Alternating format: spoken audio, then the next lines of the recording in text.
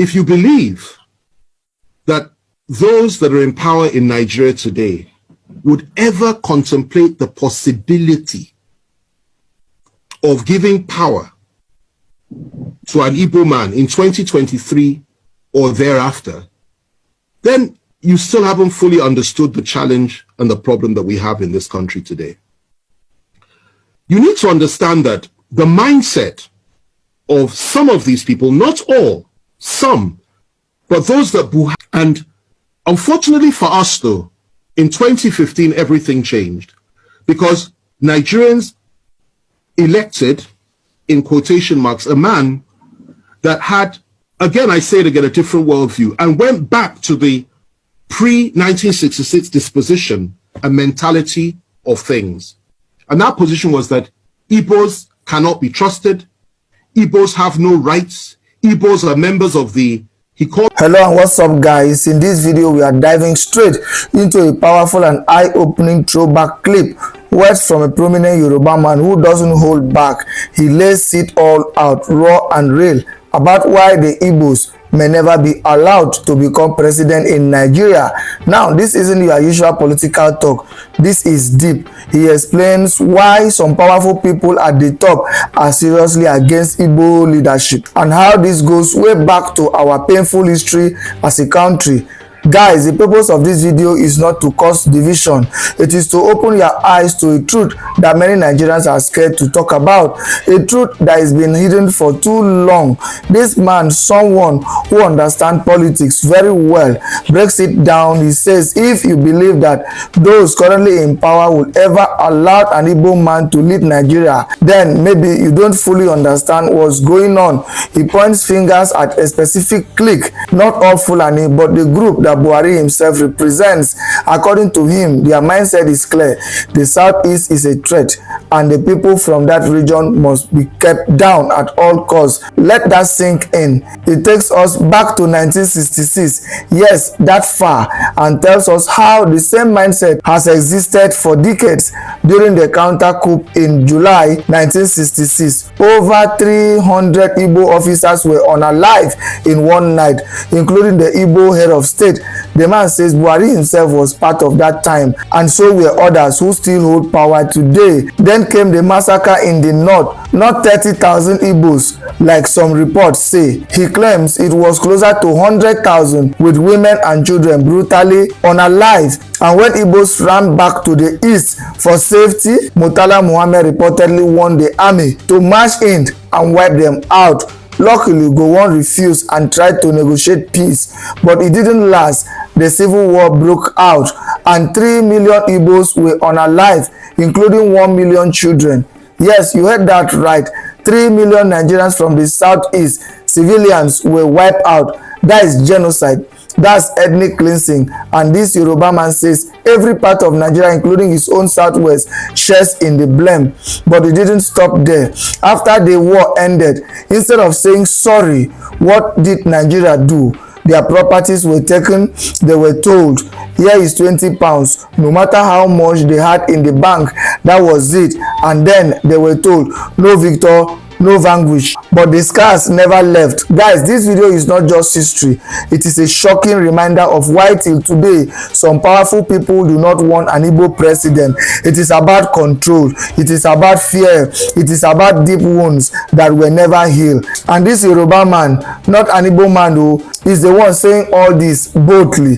Guys, I will let you watch this video for yourself so you can see exactly what I am talking about. Also, don't forget to like, share and subscribe to this channel if you haven't already done so. Take a look, guys, and remember to share your thought after watching. So, do you want me to be honest or just speak, political correctness here? But I choose to be honest with you. I choose to be honest with you, and for me to be honest with you, I have to go back a little bit. But let me start with the situation that we're facing in this country today. If you believe that those that are in power in Nigeria today would ever contemplate the possibility of giving power to an Igbo man in 2023 or thereafter, then you still haven't fully understood the challenge and the problem that we have in this country today.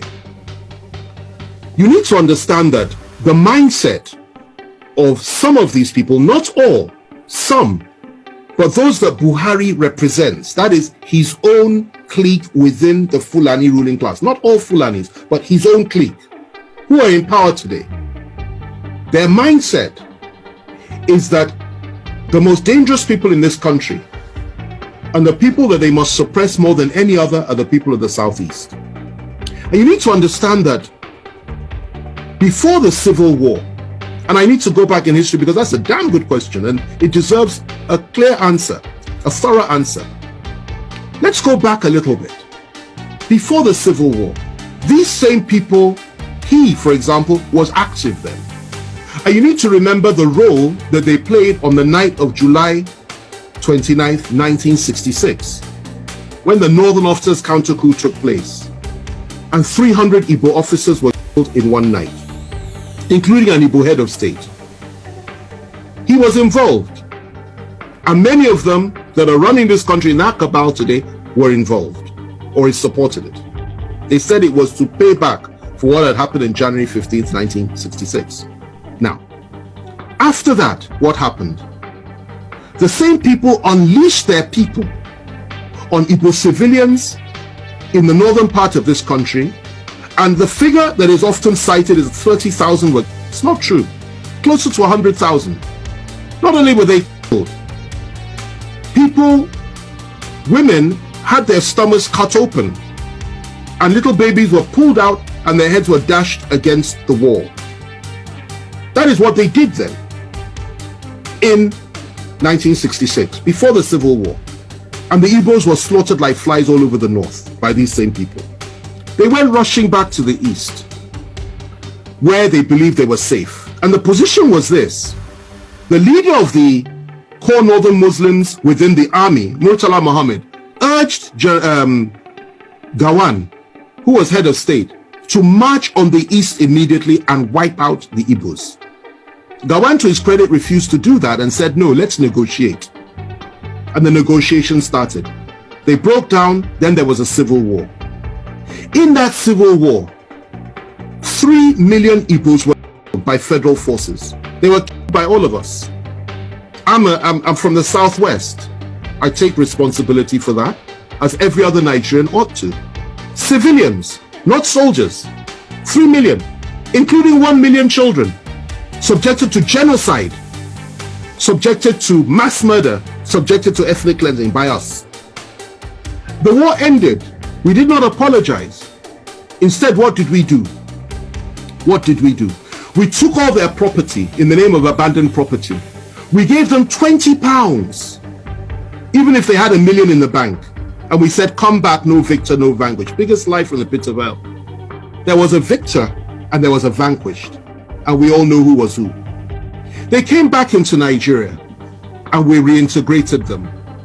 But even with all the reintegration, no Igbo man could be trusted to be General Officer Commanding GOC until Obasanjo came to power in 1999. Igbos were not allowed to rise up within the military or in any power configuration in the country. It was something that was understood, that you never put an Igbo man in a position of real power. You can give him appointments, but you don't put him in a position of real power. Okay. Obasanjo came, made General Abiaku, I think his name was, GOC. And then from there, Jonathan came, he appointed an Igbo Chief of Army Staff. Okay? Yes. My wife is reminding me of the name, Ehejireka. You know, he appointed an Igbo Chief of Army Staff. Okay? And we thought things would go on that way. There would be a reintegration of the Igbos. And Obasanjo integrated many Igbos. People like Obi Ezekwesili and Uba, so many came in and playing key roles, key positions. We thought things would get better. And unfortunately for us though, in 2015, everything changed because Nigerians elected, in quotation marks, a man that had, again, I say it again, a different worldview and went back to the pre-1966 disposition and mentality of things. And that position was that Igbos cannot be trusted. Igbos have no rights. Igbos are members of the, he called them 5%, I believe, that didn't vote for him. And his mindset was he will teach Igbos the lesson of their lives. And he has done precisely that. If the killings had stopped then, I would have said, okay, fine. Everything we said is history. But sadly, it didn't stop. Igbo youths, IPOB youths, Igbo nationalists have been killed under this government. More have been killed than at any other time during this, apart from during the Civil War, under this government. Igbos have been hopelessly marginalized by the government. Igbos have been treated with contempt by this government. Not just Igbos, Southerners, Christians, and Middle Belters. They've added that one as well. And that's what's going on. And what the Igbos was subjected to by all of us in 1966 is what we are all being subjected to now by those that are around Buhari. Now, going to your question, given all that, and before I come to that, let me just add this. IPOB says they want to have a referendum. They want the right to self-determine. And you label them as terrorists when none of them has ever carried a gun, as far as I'm aware. I was in prison with Nnamdi Kanu. I had extensive discussions with him. I got to know him. I understood his mindset, and I could feel his pain for his people. Yet they say they want to have a referendum. You say they're terrorists. Meanwhile, those that are butchering our people every day in the name of ethnic domination and hegemony, in the name of furthering the ambitions and the aspirations of Usman Dan Fodio and Samadu Bello and Buhari himself, the three Mahdis, you don't call them terrorists. You pat them on the back, you refuse to arrest any of them. And you say what they're doing is okay. You encourage them. Okay? And the same you, free Boko Haram terrorists, the same you once said that you want to apply Sharia all over the country. The same you said Muslims should only vote for Muslims. The same you says an attack on Boko Haram is an attack on the North.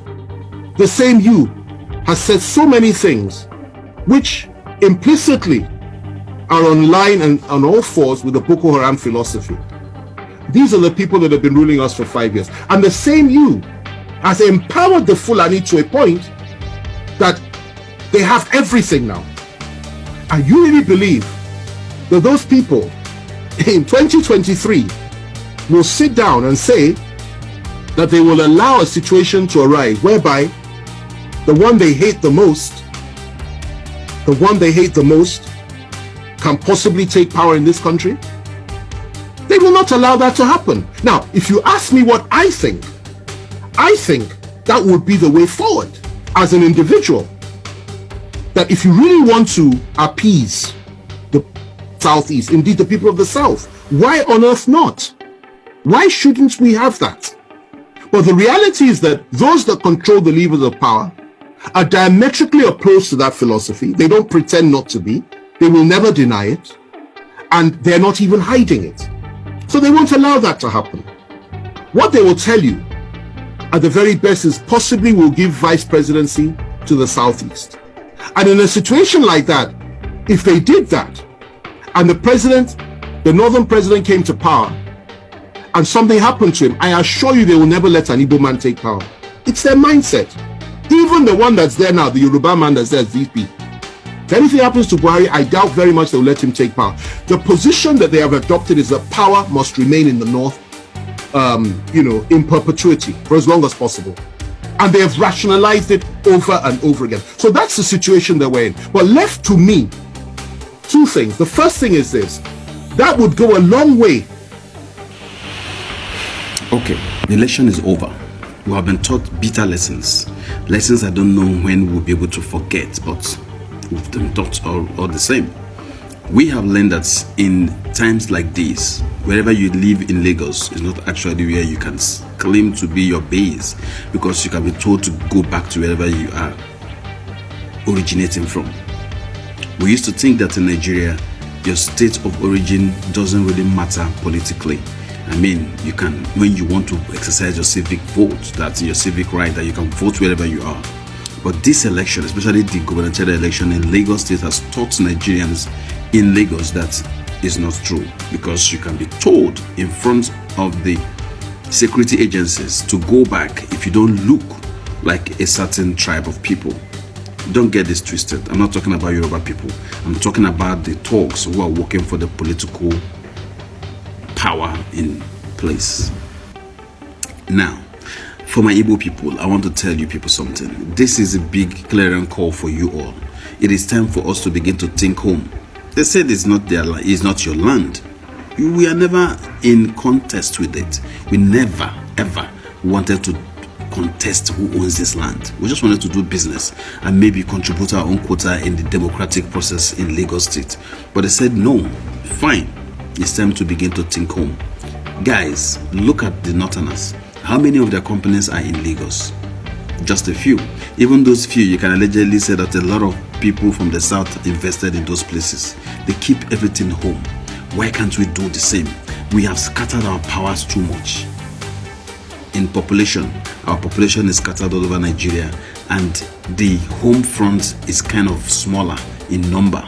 I mean, the population are smaller in number, but we are scattered all over the place. Our investment, the same thing. Our investments are in the north, in the south, in the southwest, and scattered all over the places. We are not concentrating our power. This is a weakness that we must fight. This pain that we have been given to chew, this pain that we are being forced to swallow in this election should make us think. Let's start thinking home. Push your investment home. That is the only solution, because you will never be respected if your strength is scattered. Thank you.